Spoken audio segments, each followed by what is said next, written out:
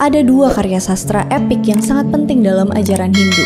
Yang pertama adalah naskah epik Mahabharata yang menceritakan konflik dua keluarga besar, Pandawa dan Kurawa, buat memperebutkan tahta Hastinapura. Yang kedua adalah naskah Ramayana yang menceritakan kisah perjuangan cinta antara Rama dan Sinta, di mana Rama harus membebaskan Sinta yang diculik oleh Rahwana, si Raja Iblis. Kalau di Mahabharata jalan ceritanya berfokus tentang konflik dan peperangan besar, di naskah Ramayana sendiri berfokus tentang kisah cinta Rama dan Sinta yang banyak banget konfliknya. Ramayana sendiri berasal dari bahasa Sanskerta, yaitu Rama, nama tokoh, dan kata ayana, perjalanan. Jadi Ramayana bisa diartiin perjalanan Rama. Kisah ini penting banget dalam kepercayaan Hindu, karena tokoh utama dalam cerita ini, yaitu Rama, dipercaya sebagai inkarnasi dan salah satu awatara Dewa Wisnu. Dalam video aku yang bahas Dewa Wisnu, di situ udah pernah dijelasin kalau Dewa Wisnu turun ke dunia dalam berbagai macam awatara. Nah, salah satunya Dewa Wisnu berinkarnasi menjadi Rama. Sedangkan pasangan Rama yaitu Sinta juga bukan orang sembarangan. Sinta atau Sita ini dipercayai sebagai inkarnasi Dewi Laksmi yang juga pasangannya Dewa Wisnu. Naskah Ramayana ini diperkirakan ditulis sekitar abad ke-4 sebelum Masehi oleh Resi Walmiki. Nah, ada yang menarik soal Resi Walmiki ini. Diceritakan pada awalnya, Resi Walmiki atau Ratnakar dulunya adalah perampok yang bahkan gak segan-segan bunuh orang. Kemudian dia bertemu dengan Resi Narada. Dari pertemuan itu, Resi Walmiki ini mulai berubah sedikit demi sedikit. Dia belajar kitab Weda kepada Resi Narada, terus kemudian bertapa, dan akhirnya mencapai tingkat spiritual yang tinggi. Lalu kemudian Dewa Brahma menganugerahi Resi Walmiki kekuatan spiritual yang bisa melihat dan mengetahui dengan jelas seluruh peristiwa kehidupan Rama, mulai dari lahirnya sampai dia kembali ke swarga Loka sebagai Dewa Wisnu. Nah, dari penglihatan itu kemudian Resi Walmiki nyusun syair-syair, dan inilah yang dikenal sebagai Itihasa Ramayana sampai sekarang.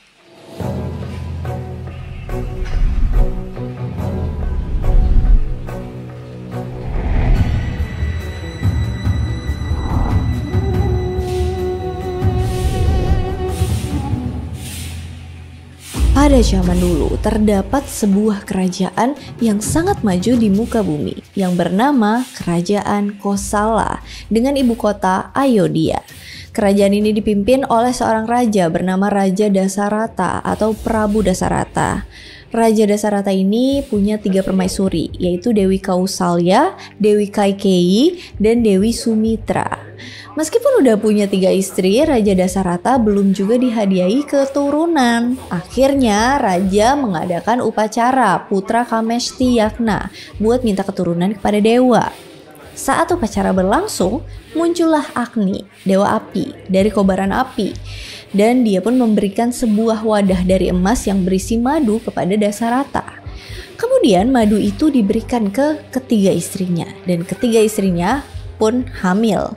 Dari Dewi Kausalya lahirlah Rama, dari Dewi Kaikeyi lahirlah Bharata, dan dari Dewi Sumitra lahirlah putra kembar Laksmana dan Satruga.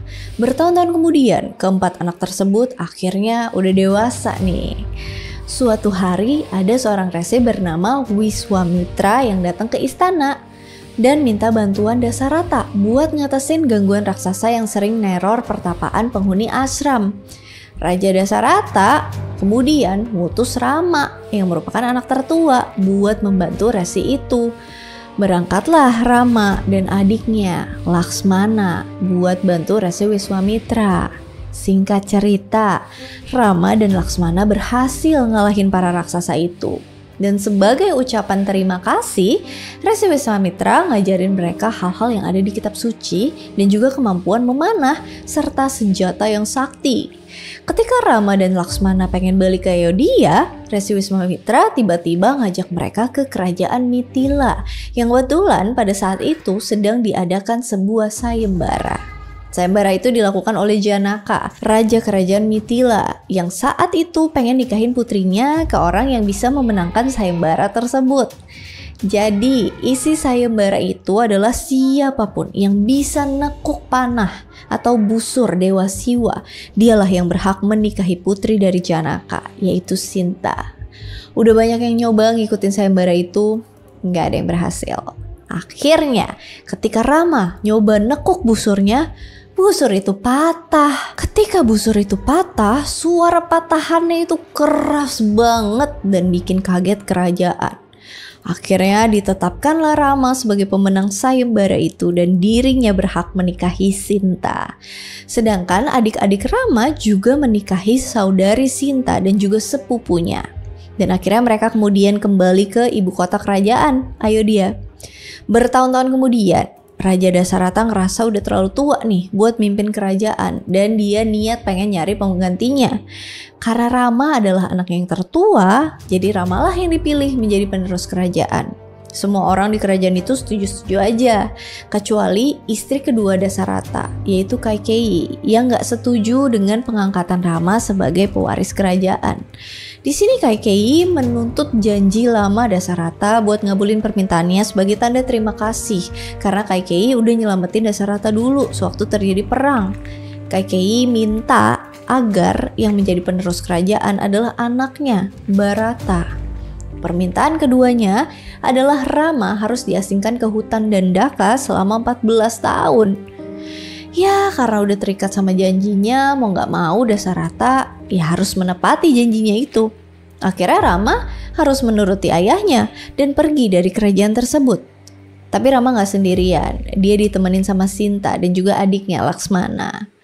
Raja Dasarata sedih banget sama keputusannya itu.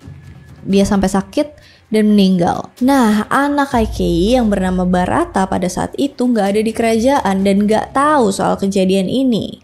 Pas dia pulang, Bharata baru tahu soal perginya Rama dan meninggalnya ayahnya itu dikarenakan perilaku ibunya. Bharata terus ngejar Rama dong ke hutan Dandaka buat minta Rama kembali memerintah di Ayodhya. Rama nolak karena ngerasa janji ayahnya tuh mesti dipenuhi. Bharata akhirnya minta kasut Rama membawanya pulang dan ditaruhlah di singgasana Ayodhya. Dia nganggap dirinya tuh cuma perwakilan Rama, Raja Ayodhya yang sesungguhnya.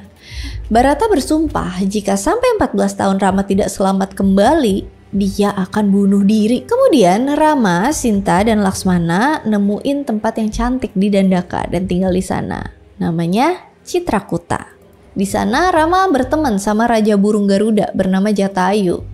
Suatu hari seorang raksasa wanita bernama Surpanaka ngelihat rombongan Rama dan dia pun auto jatuh cinta sama ketampanannya Rama. Dia ngubah dirinya jadi wanita yang cantik dan berusaha merayu Rama. Karena Rama tidak terpengaruh, akhirnya dia mendekati Laksmana. Sayangnya Laksmana pun tidak tertarik. Surpanaka pun marah dan berusaha nyerang Sinta, wanita yang membuatnya gagal mendapatkan kedua pria itu. Laksmana menggagalkan usahanya dengan cara memotong hidung dan telinga Surpanaka. Rama dan Laksmana nggak tahu kalau ternyata Surpanaka adalah adik Rahwana yang merupakan raja negeri Alenka. Rahwana ini kuat banget, dia nggak bisa dibunuh baik oleh iblis, roh maupun para dewa karena tapa beratanya yang sangat berat selama berpuluh-puluh tahun kepada Dewa Brahma. Inilah sebabnya Dewa Wisnu berinkarnasi menjadi Rama karena cuma manusialah yang mampu melawan Rahwana. Rahwana digambarin punya 10 kepala dan 20 lengan. Nama-nama lain dari Rahwana adalah Dasamuka atau 10 kepala, Dasagriwa 10 leher, dan Daskanta 10 tenggorokan. Oke, kita balik ke Surpanaka. Jadi Surpanaka terus ngelaporin kelakuan Rama ke kakaknya sekaligus menceritakan betapa cantiknya Sinta. Rahwana bertekad buat bunuh Rama dan Laksmana buat balas dendam Surpanaka dan jadiin Sinta sebagai istrinya. Rahwana kemudian ngutus iblis Marika buat ngejebak Rama dan Laksmana. Marika nyamar jadi rusa emas yang tampaknya berhasil mencuri perhatian Sinta. Sinta maksa Rama supaya nangkepin rusa itu buat dia. Ketika Rama pergi nyari rusa itu, Marika niru suara Rama dan berteriak kesakitan sampai Laksmana dan Sinta nyangka Rama terluka. Sinta akhirnya maksa Laksmana nyari kakaknya. Sebelum pergi ninggalin Sinta, Laksmana gambar lingkaran di tanah mengelilingi Sinta, terus ngelarang Sinta keluar dari lingkaran itu. Saat Sinta sendirian, Rahwana kemudian mulai jalanin rencananya. Rahwana nyamar jadi seorang pria tua yang mohon Sinta buat ngasih dia makan. Sinta akhirnya berhasil diperdaya buat keluar dari lingkaran yang dibuat Laksmana. Pada saat itulah Rahwana menculik Sinta dan membawanya dengan kereta kudanya, Puspaka Wimana. Jatayu berusaha gagalin usaha Rahwana, tapi nggak berhasil, dan Rahwana kemudian motong sayapnya. Sinta pun akhirnya dibawa pergi. Setelah sadar bahwa mereka dijebak, Rama dan Laksmana balik ke tempat Sinta, tapi sayangnya Sinta nggak ada di situ. Jatayu yang sekarat kemudian memberitahukan Rama dan Laksmana siapa pelaku penculikan Sinta sebelum akhirnya Jatayu meninggal di pangkuan Rama. Dalam pencarian Rama dan Laksmana, mereka ngelewatin kerajaan kera bernama Kiskindha. Rajanya bernama Sugriwa dan jenderalnya bernama Hanuman. Saat Rawana dan Sinta ngelewatin langit Kiskindha, Sinta ngelemparin kain dan perhiasan-perhiasannya buat ninggalin jejak buat Rama. Kain dan perhiasan itu terus jatuh di Kiskindha. Sugriwa bersedia bantu Rama ngejar Sinta, asalkan Rama dan Laksmana bantu dia ngerebut kembali kerajaan dan istrinya yang direbut sama saudaranya Subali. Rama pun berhasil membantunya, dan akhirnya pasukan Kiskindha mau bantuin Rama buat nyari Sinta. Di tengah perjalanan, mereka kemudian ketemu sama Sampati yang merupakan saudaranya si Jatayu yang tadi. Sampati emang gak sesakti Jatayu sih, tapi dia punya kemampuan penglihatan yang jauh. Jatayu ini pernah nolong Sampati, jadi Sampati ngerasa harus ngebales kematian Jatayu dengan nolong Rama dan rombongannya. Dengan penglihatannya, Sampati nemuin lokasi Sinta, yakni di bawah pohon Asoka di Pulau Alengka, jauh di selatan. Sugriwa ngutus tentaranya yang dipimpin sama Anggada, keponakannya, ke selatan. Hanuman yang adalah jenderalnya ikut juga dalam pasukan ini. Dan saat mereka udah jauh di selatan, ternyata mereka dihalangi oleh lautan. Karena mereka kebingungan gimana bisa sampai ke seberang, Hanuman pun nyuruh pasukan itu nunggu aja di sana. Terus Hanuman membesarkan tubuhnya sedemikian rupa, jadi dia bisa nyebrangin lautan itu hanya dengan satu langkah aja.